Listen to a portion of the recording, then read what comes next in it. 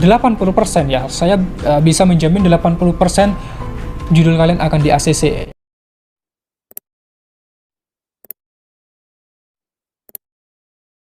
Hai pejuang sarjana, bertemu dengan saya Rizky.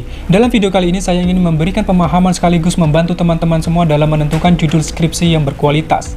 Tapi sebelum itu saya ingin memberikan sebuah catatan kepada teman-teman semua bahwa tujuan saya membuat video seperti ini adalah bukan untuk menonjolkan kemampuan saya, melainkan semua berdasarkan pengetahuan dan juga pengalaman, sehingga di sini saya memberikan ataupun membuat suatu formula cara menentukan judul skripsi yang berkualitas. Dan kemudian saya ingin memberikan satu pemahaman lagi kepada teman-teman bahwa setiap institusi perguruan tinggi memiliki karakteristik yang berbeda-beda, baik secara kualitas maupun secara branding, sehingga setiap mahasiswa dari berbagai macam perguruan tinggi akan mengalami permasalahan yang berbeda-beda dalam menentukan judul hingga sampai pada tahap ACC dosen pembimbing.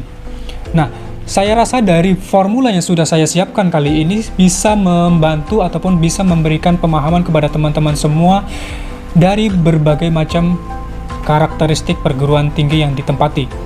Oke, langsung saja. Di sini saya memiliki 3 step untuk kalian semua menentukan judul skripsi yang berkualitas. Step yang pertama adalah habitat. Ada satu pertanyaan yang ingin saya berikan kepada teman-teman semua ataupun yang ingin saya tanyakan kepada teman-teman semua, yaitu where and how is your habitat? Ataupun di mana dan bagaimana habitatmu? Hal ini sangat penting untuk kalian pahami semua, bahwa kalian terlebih dahulu harus memahami terlebih dahulu di mana habitat kalian.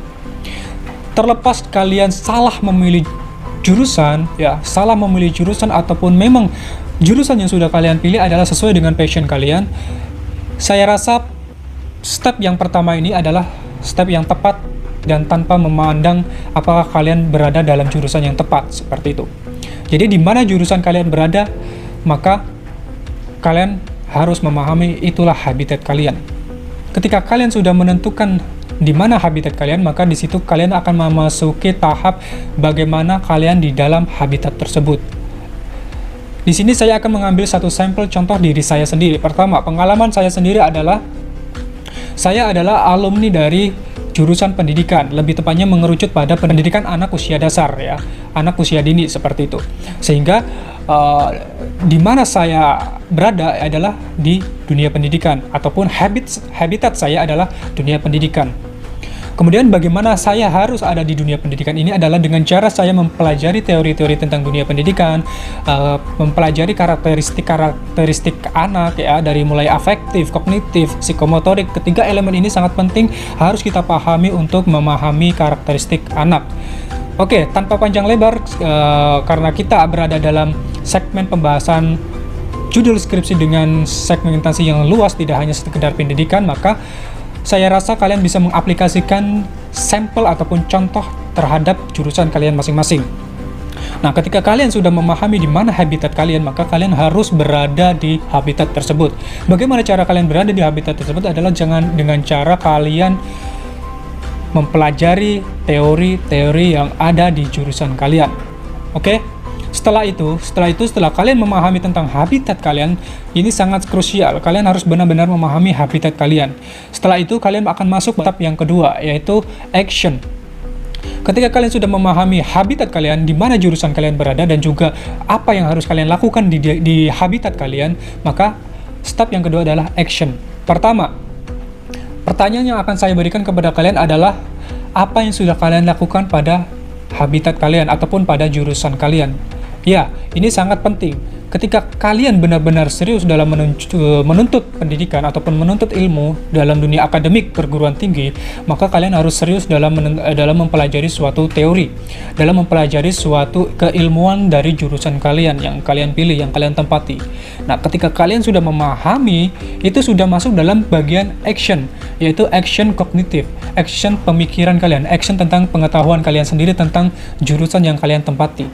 Kemudian ketika kalian sudah memahami secara teoritis, kalian akan diterjunkan terhadap action secara fakta. Action secara fakta ini adalah action di lapangan.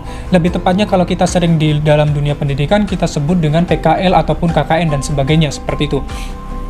Nah, dalam dunia PKL ataupun dalam dunia fakta lapangan, kalian akan menemukan berbagai macam karakteristik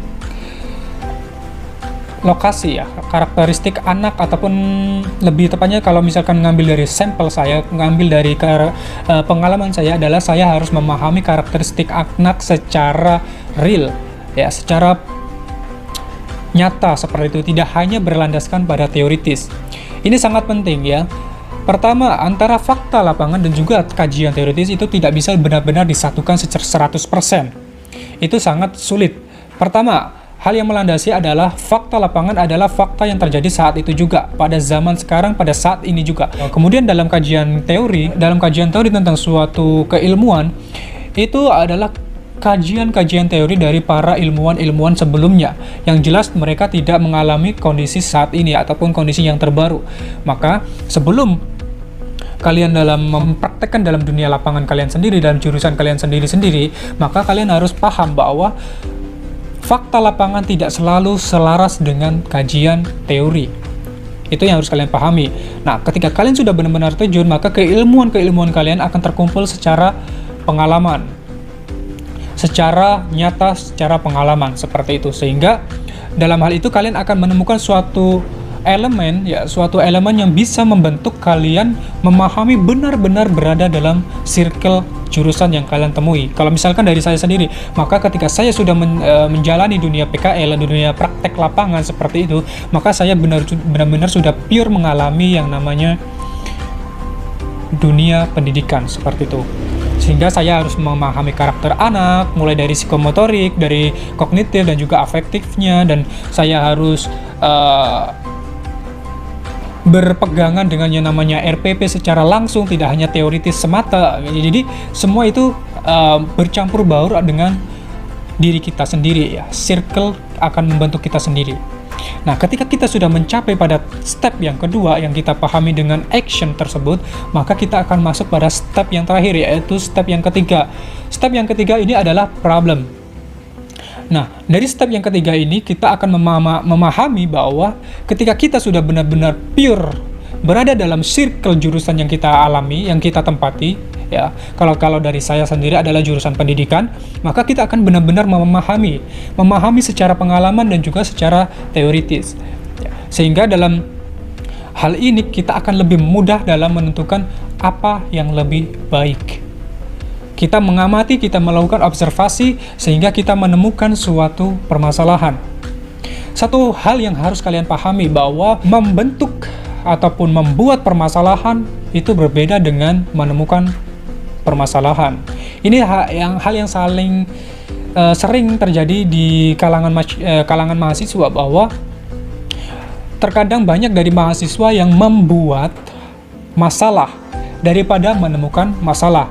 Membuat masalah adalah kita melakukan ataupun kita membuat suatu judul masalah sesuai dengan keinginan kita sendiri.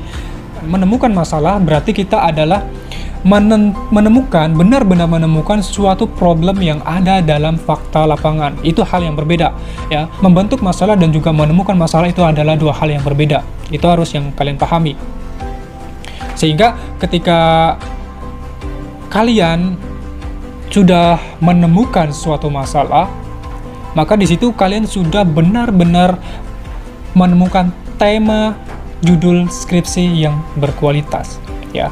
Judul skripsi yang berkualitas itu berasal dari circle kita sendiri. Kalau saya dari pendidikan, maka saya menemukan judul skripsi yang berkualitas dari pendidikan yang sudah saya alami, dari fakta lapangan yang sudah saya temukan, seperti itu. Saya mengambil satu sampel lagi dari diri saya sendiri, dari pengalaman saya sendiri, yaitu ketika saya sudah terjun dalam dunia pendidikan, ibarat katanya tuh PKL ya, PKL. Selain PKL, sebelumnya saya juga sudah menjadi pembina pramuka di salah satu pendidikan dasar, di salah satu sekolah dasar, seperti itu. Nah, dari pengalaman tersebut, pengalaman langsung tersebut, saya menemukan suatu problem masalah, yaitu tentang karakteristik anak zaman sekarang.